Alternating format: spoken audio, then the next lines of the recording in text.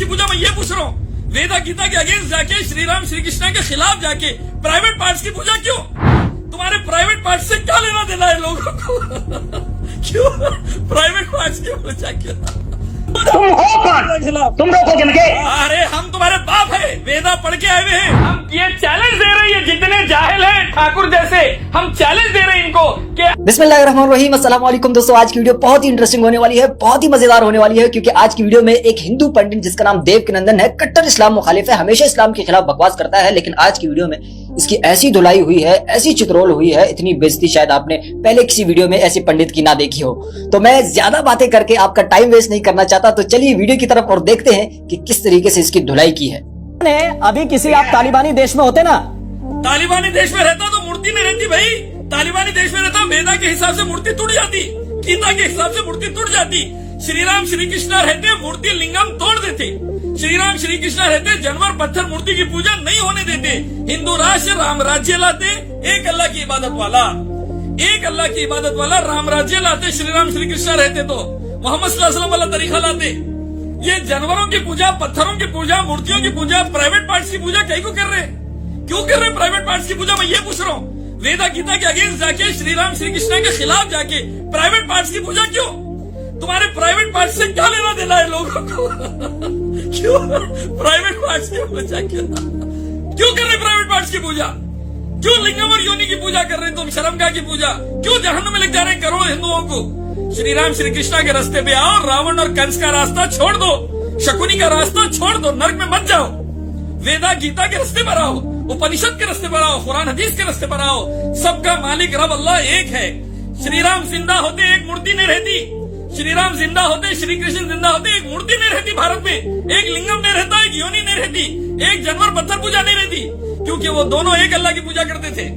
श्री राम श्री कृष्ण कभी लिंगम पूजा नहीं करे, मूर्ति पूजा नहीं करे, जानवर पूजा नहीं करे, पत्थर पूजा नहीं करे, बंदर और सुअर की पूजा नहीं करे। क्यों कर रहे तुम? मेरा सवाल है, ये क्यों कर रहे? कहाँ से लाई है किस्से कहानियां? क्यों जा रहे तुम वेदा के खिलाफ? तुम हो कौन? तुम रोकोगे मुझे? अरे हम तुम्हारे बाप है, वेदा पढ़ के आए हुए हैं। हम तुम्हारे बाप है। आदम अलैहिस्सलाम जो श्री राम के अब्बा है, उनके बच्चे हैं हम। आदम अलैहिस्सलाम जो श्री राम के अब्बा है, उनके बेटे हैं हम। तुम्हारे को दुनिया को सुधारने आए हैं, अंधकार से निकालकर रोशनी में लाने आए हैं, जहन्नुम के रास्ते से हटाकर स्वर्ग के रास्ते में लाने आए हैं। हम आदम अलैहिस्सलाम के बेटे हैं, जो श्री राम श्री कृष्ण के अब्बा थे, हम उनके बेटे हैं। कर लेता है वो कम से कम तर्क पे बात करता है और दिमाग ठंडा रखता है। अरे भाई, तर्क पे बात करने के लिए तर्क देना, सामने वाले कुतर्क वाले हैं, शकुनी के बेटे हैं, रावण कंस की औलादे हैं, कहाँ से देंगे तर्क? क्या सोर्स है, कौन से नंबर का श्लोक है, नहीं पता होगा आपको? Chapter number 40 verse number 9 Yajurveda, chapter number 32 verse number 9 Yajurveda, Chhandogya Upanishad book number 6 section number 2 verse number 1, Shvetar Upanishad chapter 6 verse 9, Rigveda में हिंदुइज्म का ब्रह्म सूत्र। देखो, ये ठाकुरा पढ़े नहीं भाई, ये झूठे मक्कार महाराजा हैं जो अपने आगे कौम को झुका के नर्क में लिख जा रहे हैं। आश्रम मंदिरों के करोड़ों रुपए खा के बच्चियों का रेप करके चिन्मयानंद की औलादें भारत को बर्बाद कर रही है। ये चिन्मयानंद के आसाराम के गुरमीत राम के बेटे हैं, ये देश में आग लगा दे रहे। आश्रमों की करोड़ों की जमीन खा जाओ, औरतों से पैसे खा जाओ, उनकी इज्जत लूट लो, दीवाने बातें करके कौम को जहन्नुम में लेके जाओ। ये वो कर रहे हैं भाई। ये इनका धर्म से कोई लेना देना नहीं, इनका वेदा गीता से कोई लेना देना नहीं, इनका श्री राम श्री कृष्णा से कोई लेना देना नहीं। ये रावण के कंस की औलादे हैं, जो चिन्मयानंद के बेटे, आसाराम के बेटे, मोदी जी के जो गुरु थे। मौलाना इलियास शाफुद्दीन साहब इस वक्त हमारे साथ जुड़ गए हैं, इस्लामिक स्कॉलर हैं। मौलाना साहब, बहुत मुस्कुरा रहे हैं आप, पता चल गया कि बाबा मिल गए? मसला ये है, बाबा ने झूठों का पर्दाफाश कर दिया वेदा से, जिसमें है न तस्य प्रतिमा अस्ति, कि लिंगम योनि जानवर पत्थर मूर्ति पूजा से नर्क में जाओगे। बाबा ये कह रहे हैं, और ये जाहिल है कि हिंदुत्व ब्रिगेड वाले देश को गारत करके नर्क में जाने के लिए तैयार है। वेदा के खिलाफ, गीता के खिलाफ, उपनिषद के खिलाफ करके, कुरान हदीस के खिलाफ करके बाबा हुक्म दे रहे हैं एक रब की पूजा का, एकम विदित्यम, एकम ब्रह्मदित्य नास्ते ने नास्ते किंचन। लेकिन ये जाहिल है हिंदुत्व ब्रिगेड वाले, वेदा के खिलाफ, बाबा के खिलाफ जाके लिंगम में घुस के बर्बाद होने को तैयार है। अरे भाई, गली गली लिंगम मिल जाएगा तो क्या हमारी पूजा शुरू कर डालेंगे? मैं ये कहना चाहता। आपको वेद पे बहस करनी है या जो आकृति मिली है उस पे चर्चा करनी है? दोनों पे हम दोनों पे ओपन है। हम ये चैलेंज दे रहे हैं, जितने ठाकुर जैसे हम चैलेंज दे रहे हैं इनको कि आओ अपनी किताब लाओ और बताओ कि मखलूक की पूजा से नर्क है या नहीं है। मेरा सवाल है, हम लोग देखते हैं डॉक्टर श्री जाकिर नाइक साहब क्या कह रहे हैं कृष्ण इसके को बारे में। सबसे बड़ा भगवान मानते हैं। जब हम हिंदू शास्त्र पढ़ता हूँ, उन शास्त्रों में लिखा है कि श्री कृष्ण ने शंखचूड़ के बीवी तुलसी देवी को बलात्कार किया, तो क्यों हम एक बलात्कारी को भगवान माने?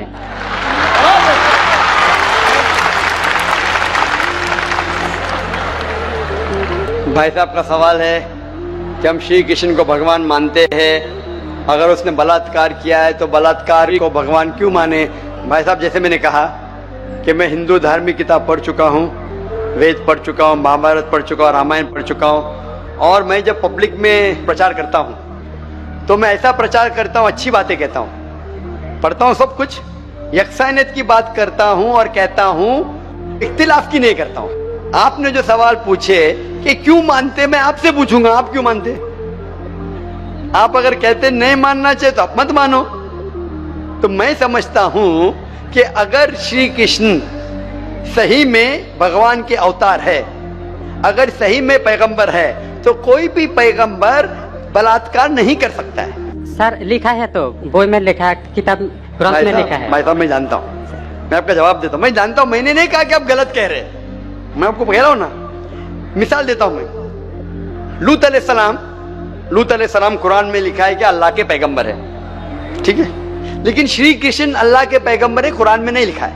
लेकिन अल्लाह के रसूल फरमाते हैं कि इस धरती पे 1,24,000 पैगंबर भेजे, नाम से 25 है, उन 25 में से एक का नाम लूत अलैहिस्सलाम है। जब मैं बाइबल पढ़ता हूँ, बाइबल में लिखा है कि लूत अलैहिस्सलाम ने जिना किया अपनी बेटियों के साथ, जो आपके शास्त्र में लिखा है उससे बड़ा गुनाह लिखा है बाइबल में। तो मैं क्या कहता हूं, वो बाइबल में गलत लिखा है।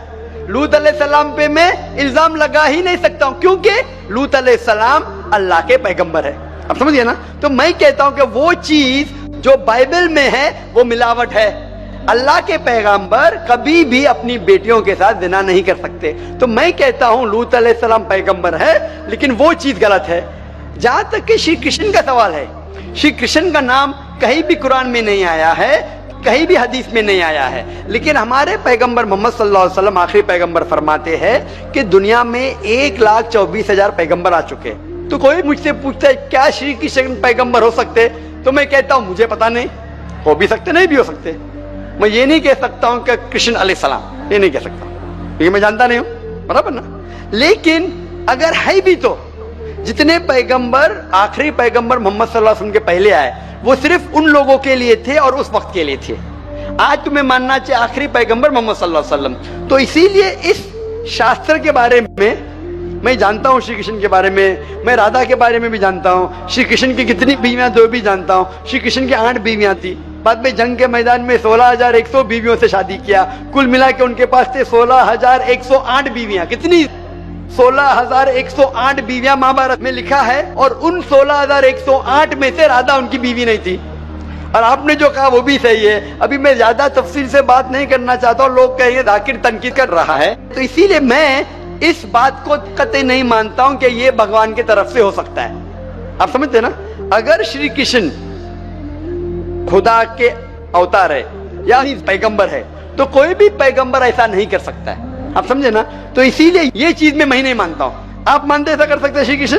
किताब में लिखा है तो लिखा है तो, लेकिन आप मानते हैं। बिल्कुल सही, बराबर। मैं भी नहीं मानता हूं, मैं भी नहीं मानता हूं, क्योंकि कोई भी भगवान के पैगंबर या अगर पैगंबर जो अच्छे इंसान, पैगंबर को दूर की बात है, कोई भी अच्छा इंसान बलात्कार कर ही नहीं सकता, पैगंबर तो दूर की बात।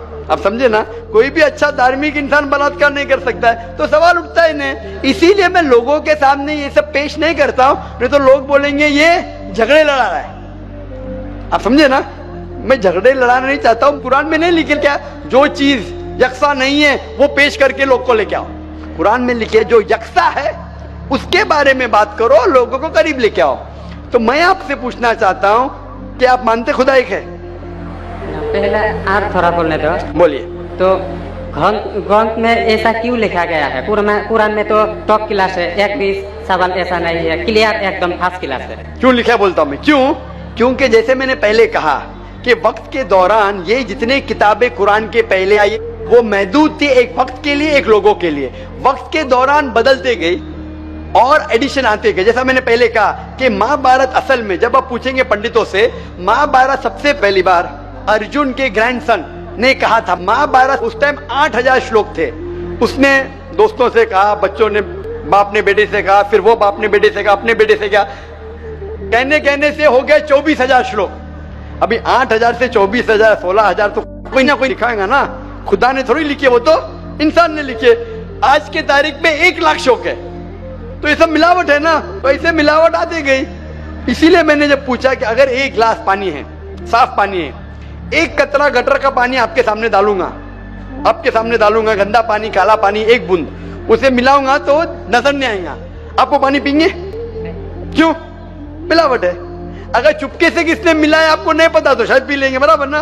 तो जब पता चल गया कि मिलावट है बाकी शास्त्रों में, तो साफ और सुथरे शास्त्रों की तरफ आओ ना।